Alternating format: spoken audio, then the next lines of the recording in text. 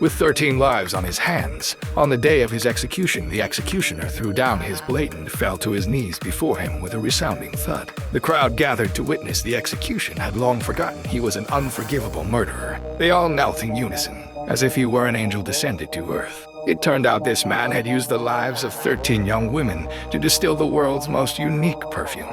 Anyone who caught even a whiff of this fragrance would willingly forgive him and submit to him. He was born in the filthiest, most putrid marketplace in Paris. After his mother gave birth to him beside a fish stall, she thought he was stillborn and casually tossed him aside. But he didn't die, he survived. His mother, however, was ultimately sentenced to hang for abandoning her own child. Afterward, he was sent to an orphanage and named Grenouille. Grenouille's sense of smell was simply astonishing. He could distinguish any subtle scent in the world. Years later, this gift was discovered by a perfumer, and Grenouille thus entered the wondrous world of perfume making. He learned it quickly, and before long had mastered the craft of perfume making, able to blend simple yet captivating fragrances on his own. But Grenouille was not satisfied. He had always been haunted by one unforgettable scent, the unique body fragrance of young women. To extract this scent, he targeted a pure young woman. He had her lie down, preparing to spread lard on her body, when the girl sensed something was wrong and started to leave. In the next instant, Grenouille raised a hammer and struck her down.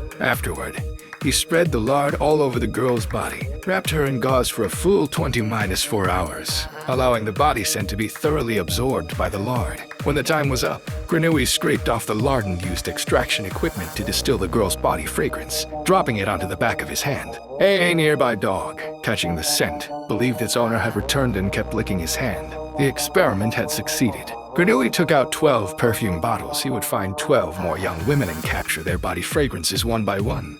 In total, he took 13 young lives. Once his collection was complete, he blended them together. This absolutely unique perfume in the world had finally been created. But truth will out, Grenouille's cruel deeds were eventually discovered. He was arrested and sentenced to death. On the day of his execution, he dropped the perfume onto a handkerchief and waved it gently. The fragrance immediately spread across the square. Everyone was immersed in this wondrous illusion, their faces filled with intoxication and obsession.